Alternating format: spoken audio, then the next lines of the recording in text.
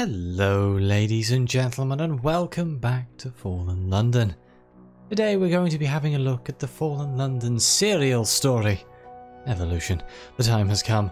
We are finally going to click this button up here, fresh from Black Finger Street. In the bookshops across the city, the dusty ornithologist's latest publication is finally available. Unnatural selection has taken the scientific world by storm. Is it blasphemous? Can entomology even commit blasphemy against physics? Nobody seems to agree upon whether the author is the most esteemed man in society or the most ridiculous. After your rescue by the noble Garter, you find a copy delivered to your lodgings. A calling card drops out, along with a note. Orchard House, today. Meet me in the library. Well, let's report to Orchard House.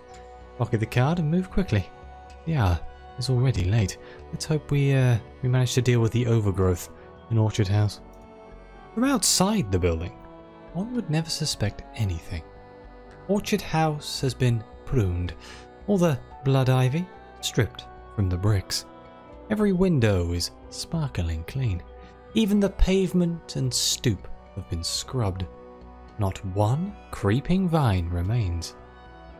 Inside, however, evidence of the overgrowth lingers. Plaster patches on the ceiling, holes in the stairs, still awaiting work from the discreet carpenters. Freshly papered walls. Nevertheless, the Dillman Club has assembled in the solar, surrounded by little dead clippings that need to be swept. "Oh," says Fiducci when you arrive. "We weren't expecting anyone else." Quite a few members have assembled tonight. Not just the Dillman Club's famous faces, but junior scholars, explorers, and enough subalterns to staff an expedition. The thirsty croupier is sitting with the woman in green, flipping cards and whispering. He stifles a laugh. Fiducci watches you from across the room. His amused lordship leans back, stroking his beard, while the discreet Sybarite continues to address the gathering. Well, we shall listen to her. You walked into the meeting in the middle of her speech. From her wheelchair, seated beside the black box at the solar's centre, the discreet Sybarite holds the room enraptured. Her health has not only returned, but blossomed. Luminous eyes, cheeks flushed with life, a voice like strawberries and cream, silky, seductive, delicious, sweet. And she speaks about news from Vestia. Wounded messenger bat. Poor creature. A broken wing, was it? A broken wing, confirms the unlikely florist. She's holding a tray with a tall glass for the Sybarite to sip, which the Sybarite does, lubricating her freshly grown tongue. Such a darling little beast, so valiant, says the Sybarite. Let's consider the news from Vestia. Apparently, a long-delayed messenger bat has finally arrived. No words for months, the Sybarite explains. We thought our informant was lost. Now the channels are open again. Pieces move on the board. What say the cards? The thirsty croupier flips another. Someone might want to see a doctor, he reports, glancing at his lordship. Or drink less wine, eat less meat, grumbles his unamused lordship. I confess, I had some hope the shell of regret could cure gout. Utterly fanciful in retrospect, but those evil snail things from the bazaar are such an unpleasant treatment. Where do they come from, anyway? Ignorance is bliss, says Fiducci. Let's pay a private visit to the library. While everyone else is chatting, you can answer the note you received. The discreet Sybarite continues to lead the discussion. From the Shell of Regret to the College of Mortality, to the Dillman's Club's outpost near Port Carmelian. The unlikely florist pours the Sybarite another drink. The thirsty croupier shuffles cards, consulting his deck as Faducci proposes agendas and expeditions. More muscle, less botany. When you leave, his lordship winks, but nobody moves to stop you. In the corridors, their conversation carries. The orchard house listens. Voices sink into the carpet, the wood panelling, until you reach the library. The implacable detective is studying maps, spread across a table. "Excellent," she says. "You're here." Aboard the Noble Garter, she promised to provide you with another map. "Unnatural Selection is quite a book, isn't it?" asks the detective, still bent over with a magnifying glass. "Especially the chapter on frost moths. Not that most people will understand what they're reading. The others are already looking ahead. Faducci is impatient. His lordship is distractible. Now that Vestia is back in play, your colleague's research isn't a priority." He arranges more charts. Organic topographies cover the table. Valleys and vertebrae. Roads that resemble veins, and veins that resemble roads. Ventricles. Bones. "But I did promise a map. At heart, the Dillman Club is a geographic society. Our expeditions depend upon learning the land. And these? See for yourself. Half the bookshelves in the library remain in disarray. Where a glass cabinet once displayed poisonous plants concealing a door to a hidden staircase, that is now simply a wall. A rather thick wall. Not wood-panelled, but brick. The mortar is still wet. The implacable detective stalks around a cluttered table, examining multiple charts from different angles. Some are antique, some are recently inked. And let's study the maps on the table. They bear a striking resemblance to your map from Port Cecil. You pore over the maps. They overlap. Physically, parchment aligned with parchment. Conceptually, terrains mirrored, geometries echoed. A long time ago, before I joined Concord Square, I thought I understood life and death, the detective tells you. London's streets taught me otherwise. Now I've studied the human heart. Murders, crime scenes, autopsies. Enough data. Enough for this. She indicates a diagram with crossroads like forked tongues. Another map, but incomplete. I couldn't bring myself to chart the rest. You'll need prisoners, honey. Lots. He rolls up the diagram for you. Just be forewarned. I don't expect your colleague to succeed.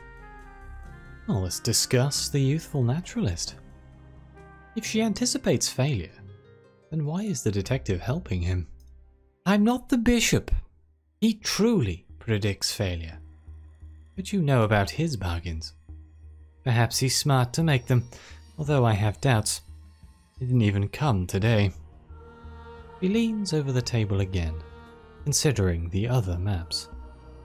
Port Carnelian, Vestia in half-documented fragments, Nida's 7 walls, vulnerabilities, penciled red, Bullbone Island, Corpse Cage, Hunter's Keep, encircled by Z-currents in a spiral. I never entered the depths myself, far from it. The Medusa's dream, despite its destruction, was eye-opening. Another failure on that scale could tip the balance. Oh yes, I'll help your colleague. When I saw where the road would lead, I flinched. He didn't. You can ask about her reservations. He still hasn't fully explained why she abandoned her research. The stone tentacle key can unlock the heart's secret chambers. Imagine the monsters inside. One misstep, and the far shore itself would be mercy. For what? Even if you survive, only the abyss would harbour you. I'd rather live in a townhouse, personally. Distant laughter filters through the walls. his lordship's unmistakable mirth. The meeting in the solar must be going rather well. Or quite poorly. But perhaps I'll die one day before we reach the mountain, the detective muses, listening vaguely to the laughter. If I find myself floating along in a boat, I'd like to know the gentleman who's rowing it. Your colleague seems like the rule-breaking type, wouldn't you say? Someone who might turn the boat around. His nature, if not his flesh, may still persist. Compare notes with the Youthful Naturalist aboard your ship to continue. Okay, let's go to our ship. In Wolfstack Docks. And here we are, compare notes with the Youthful Naturalist. We can discuss the implacable detective's map. Only half rendered, the coiling lines are nevertheless suggestive. Fascinating, says the naturalist. He unrolls the paper, devouring it with his eyes. Do you know what this is? If I'd seen it earlier, but no, it's not enough. We still would have needed to test everything. These blank spaces, their fears, her fears. He measures the empty quadrants, only pausing for more jellied eels. Now I know why she wanted to bury her findings. Did she tell you the real reason? Of course not. She's a constable. I'm sure she sleeps well at night, knowing she's right to enforce London's laws. If she's wrong, well, that's not how it works. Changing her heart? Admitting that Concord Square is broken beyond repair? Confronting her own culpability? Impossible. But this, the route on this map, proves that it's possible. Your research with the Youthful Naturalist coalesces. Without your accumulated knowledge, the implacable detective's map would remain both indecipherable and incomplete. But you've charted living seas, dissected memories, traced essences through coral, blood, and bone. Anatomy is history. Moments branch inside bodies, rooting new futures, spawning creatures with adaptable organs. When you study the map, roots begin to take shape. So let's make a study in comparative cartography. Forms repeat, patterns emerge, overlay the maps and fill the gaps in your mind's eye with honey. Compile the data into a unified chart, calculate tomorrow's course. Okay, in order to do this, we needed 7,777 honey, which is a very ominous number, a relatively safe Z-lane, a glass gazette, and the naturalist's map. Let's go. Honey drunk, you see the threads connecting everything. Sometimes they look like pen strokes, sometimes sinews or veins, sometimes snakes. They slither and intertwine. They form a tapestry beneath the maps. You follow their contours, which shape the currents. Waves roll over paper, inky black, crashing against coasts, outlining islands. You're charting the human heart, yet also charting a landscape. All the moments through which people pass are at your fingertips. Yesterday, there was a blank spot. Today you flood it with dreams. Tomorrow you will weigh anchor, set sail with the Youthful Naturalist, and travel to the route you've plotted. Irem, the naturalist will say. That's where the threads converge. Maps. Keys. You finally have what you need. When you chart a course from your cabin, you will now be able to select Irem on the map.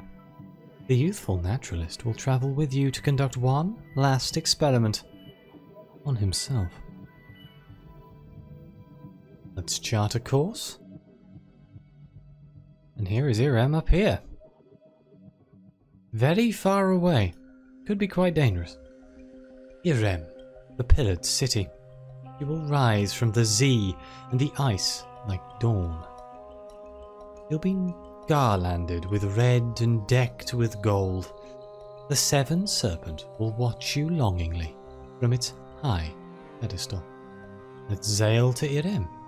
Have you a destiny to meet? One day, you will step out onto her shores. What is the quickest way to get there, huh? Let's go through the snares. Slightly more dangerous, but it's okay. We'll put on our Captain of the Z's outfit. We might survive. And I guess I shall meet you in Irem unless something interesting happens.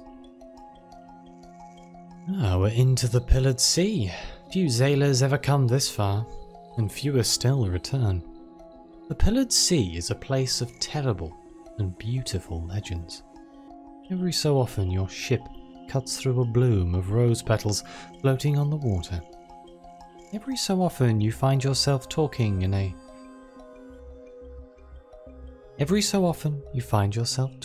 in the future tense.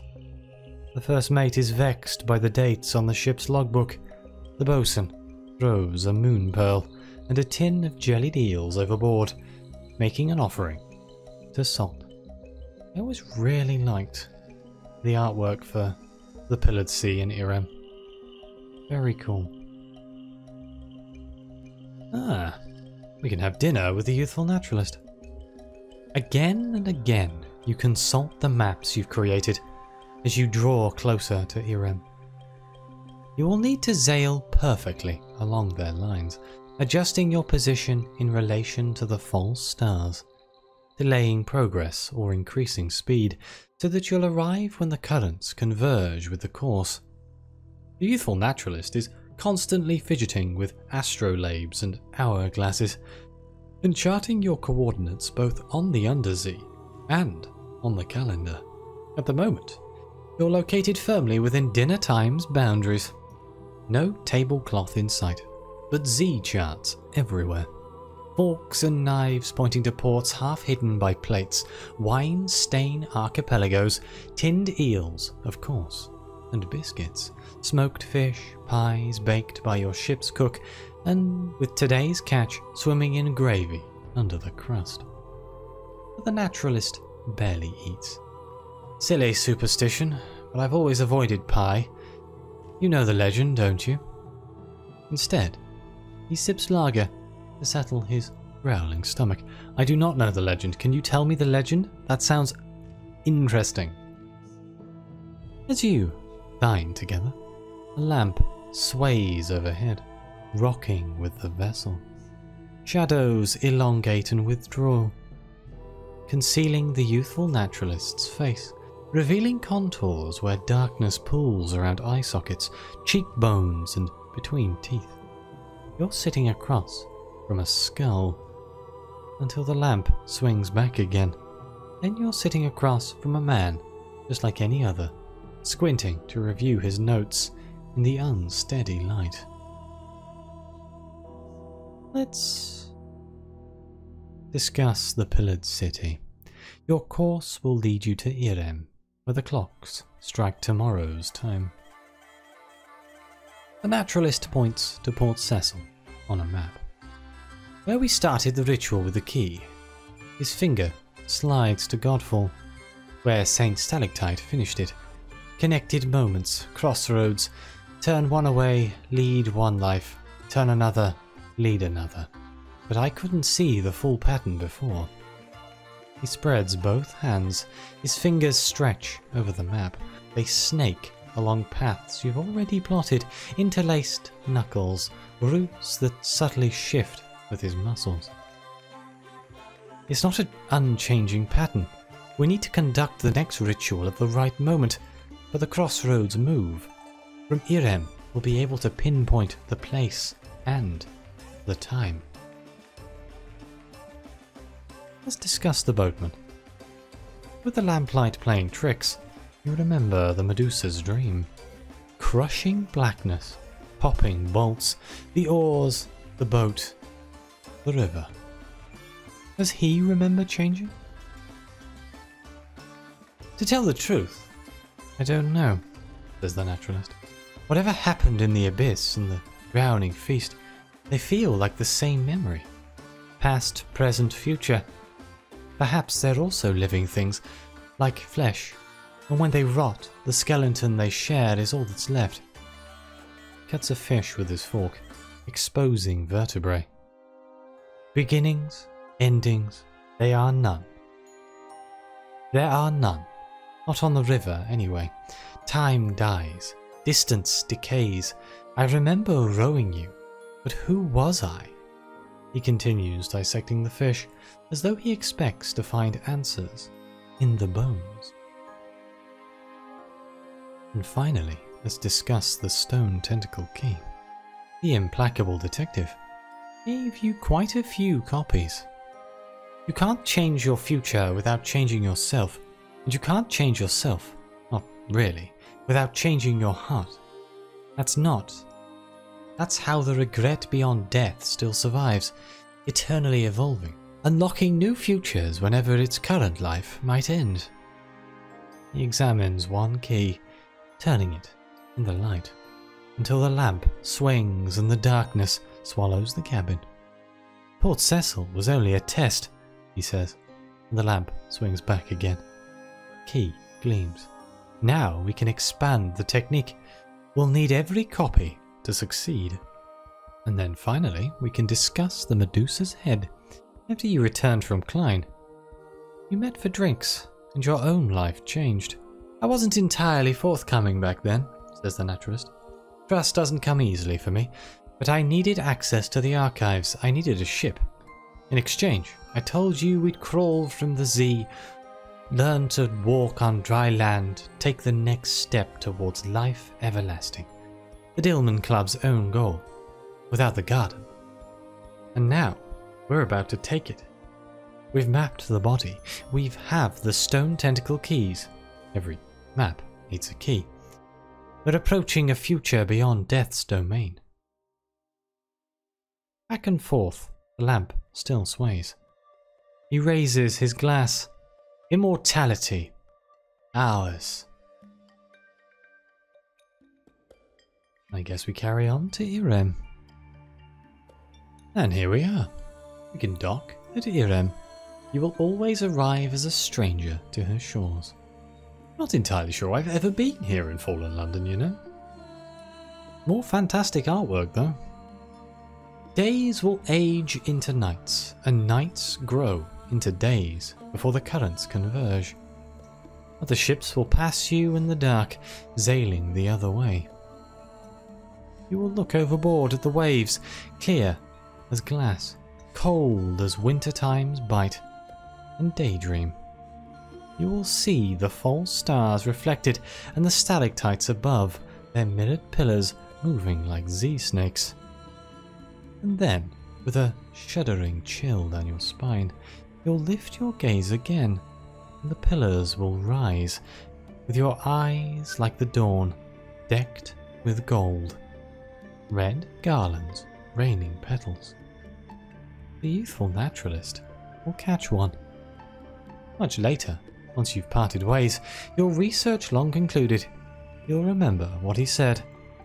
Tell me, this isn't a dream. But first, we'll step onto the shore together. But I think before we explore Irem, this is a good place to end this episode. So thank you all very much for watching. Please like, subscribe, let me know what you think. Your comments are greatly appreciated. I have no idea what's going to happen in Irem. I'm sure it's going to be fantastically strange and overly complicated, because that's just what I expect of Irem.